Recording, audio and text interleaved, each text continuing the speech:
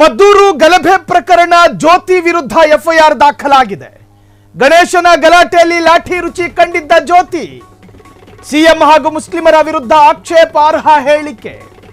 ತಾನೊಂದು ಹೆಣ್ಣು, ತಾನೊಬ್ಬಳು ಮಹಿಳೆ, ತಾನು ಮಹಿಳಾ ಕಾರ್ಯಕರ್ತೆ ಅನ್ನೋದನ್ನ ಮರೆತು ಎದುರುಗಡೆ 50 ಜನ, ಹಿಂದೆ 106 ಜನ, ಕೈಯಲ್ಲಿ ಮೊಬೈಲು, ವಿಡಿಯೋ ರೆಕಾರ್ಡ್ ಆಗ್ತಾ ಇದೆ ಅನ್ನೋ ಕಾರಣಕ್ಕೆ ಜೋಶು, ಅಗ್ರೆಸಿವ್, ಆವೇಶ, ಒಂದು ತರಹದ ಆಕ್ರೋಶದಲ್ಲಿ ಬಾಯಿಗೆ ಬಂದ ಹಾಗೆ ಮಾತನಾಡೋದು.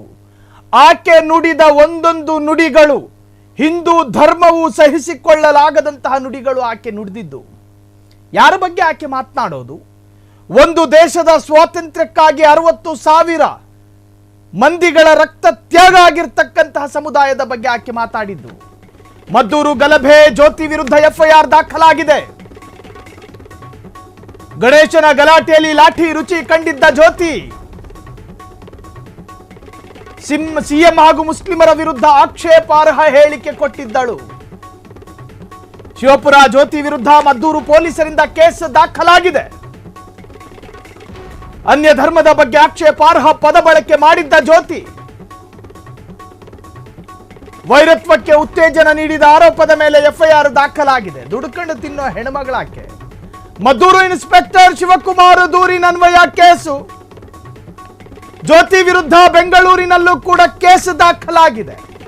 ರಾಜ್ಯದಲ್ಲಿ ಕಾನೂನು ಸುವ್ಯವಸ್ಥೆ ಇಲ್ಲ ಅನ್ಕೊಂಡಿದ್ದೀರೇನು? ಅರೆಸ್ಟ್ ಆಗ್ತಾರಾ ಮದ್ದೂರಿನ ಶಿವಪುರದ ಜ್ಯೋತಿ? ಆ ಹೆಣ್ಣು ಮಗಳನ್ನ ಕಂಡ್ರೆ ಹೊಟ್ಟೆ ಉರಿಯುತ್ತೆ ನನಗಂತೂ. ಆಕೆ ಒಂದು ಸ್ಟೇಟ್ಮೆಂಟ್ ಅಲ್ಲಿ ಹೇಳಿಕೊಳ್ತಾಳೆ, ಯಾರೋ ಒಂದು 2,000 ರೂಪಾಯಿ ದುಡ್ಡು ಕೊಡ್ತೀನಿ ಅಂದ್ರು ಪ್ರತಿಭಟನೆಯಲ್ಲಿ ಬಂದೆ, ಮೊಬೈಲ್ ಕ್ಯಾಮರಾ ಆನ್ ಆಗಿತ್ತು, ಆಕೆ ರೀಲ್ಸ್ನಲ್ಲೆಲ್ಲ ಪರಿಚಯ ಆಗಿದ್ಲು, ಆಡ್ ಹಗಲೇ ಎಣ್ಣೆ ಕುಡಿಯುವಂತಹ ಒಂದು ರೀಲ್ಸ್ ಕೂಡ ರಿಲೀಸ್ ಆಗಿತ್ತು ಆಕೆಯದು. ಹೆಗಲಲ್ಲಿ ಕೇಸರಿ ಶಾಲು ಇದೆ ಅನ್ನುವ ಕಾರಣಕ್ಕೆ, ಹಿಂದೆ ಮುಂದೆ 400-106 ಜನ ಇದ್ದಾರೆ ಅನ್ನೋ ಕಾರಣಕ್ಕೆ ಕಾನೂನನ್ನ ಗಾಳಿಗೆ ತೂರೋದೇನು? ಒಂದು ಸಮುದಾಯದ ಬಗ್ಗೆ ಅತ್ಯಂತ ಅಶ್ಲೀಲವಾಗಿ ಮಾತನಾಡಿದ್ಲು ಆಕೆ. ನಾವೆಲ್ಲ ಉತ್ತಮರು, ಆ ಸಮುದಾಯದವರು ಕಳ್ಳರು, ಆ ಸಮುದಾಯದವರು ಸುಳ್ಳರು. ಯಾರ ಬಗ್ಗೆ ಮಾತನಾಡ್ತಿರೋದು ಇವರು? ನಿನ್ನ ಮನೆಯ ತಪ್ಪಳೆ ಏನಾದ್ರೂ ಕದ್ಕೊಂಡು ಹೋಗಿದಾರ? ನಿಮ್ಮ ಆಸ್ತಿ ಪಾಸ್ತಿಗಳೇನಾದ್ರೂ ನಾಶ ಮಾಡಿದಾರ? ಎಲುಬಿಲ್ಲದ ನಾಲಿಗೆಯಲ್ಲಿ ಏನು ಬೇಕಾದ್ರೂ ಬಂದೀತಾ?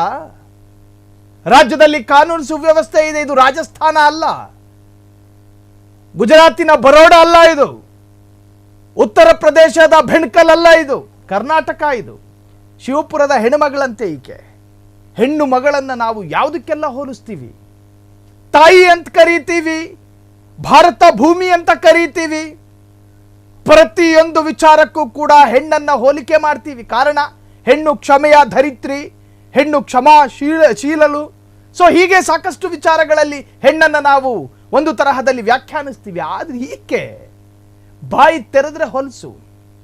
ಒಂದಷ್ಟು ಜನ ಕಾಮೆಂಟ್ ಮಾಡ್ತಾ ಇದ್ರು, ಇದು ನನ್ನ ಸಾಲಲ್ಲ, ಆಕೆಯ ಬಾಯನ್ನ ಪಿನಾಯಿಲ್ನಲ್ಲಿ ತೊಳಿಬೇಕು ಅಂತ ಹೇಳ್ತಿದ್ರು ಕೆಲವರು. ಕಾರಣ, ಆಕೆ ಅಷ್ಟೊಂದು ಅಸಹ್ಯವಾಗಿ ಮಾತನಾಡ್ತಾ ಇದ್ಲು. ಸೊ ಆಕೆಯ ವಿರುದ್ಧ ಈಗ ಎಫ್ಐಆರ್ ದಾಖಲಾಗಿದೆ. ಮತ್ತೊಂದು ಸಮುದಾಯವನ್ನ ನಿಂದನೆ ಮಾಡಿದ್ದು ಮತ್ತು ಸಿಎಂ ವಿರುದ್ಧ ಆಕ್ಷೇಪಾರ್ಹ ಹೇಳಿಕೆ ಕೊಟ್ಟಿದ್ದು ಪ್ರಕರಣಗಳು ದಾಖಲಾಗಿದೆ. ಸೊ ಪೊಲೀಸರು ಸ್ವಯಂ ಪ್ರೇರಿತ ದೂರು ದಾಖಲು ಮಾಡಿದ್ದಾರೆ. ಮನೆ ಬಾಗಿಲಿಗೆ ಪೊಲೀಸರು ಬಂದಿಯಾರು, ಸೊ ವಿಚಾರಣೆ ನಡೆಸಿಯಾರು, ಅದನ್ನು ಎದುರಿಸೋದಕ್ಕೆ ರೀಲ್ಸ್ ಜ್ಯೋತಿ ಸಿದ್ಧರಾಗಿರಬೇಕು. ಕ್ಷಣ ಕ್ಷಣದ ಸುದ್ದಿಗಳಿಗಾಗಿ ಫ್ರೀಡಂ ಟಿವಿ ಸಬ್ಸ್ಕ್ರೈಬ್ ಮಾಡಿ, ಲೈಕ್ ಮಾಡಿ ಹಾಗೂ ಫಾಲೋ ಮಾಡಿ. ಹೊಸ ಸುದ್ದಿಗಳ ನೋಟಿಫಿಕೇಶನ್ಗಾಗಿ ಬೆಲ್ ಐಕಾನ್ ಮೇಲೆ ಕ್ಲಿಕ್ ಮಾಡಿ.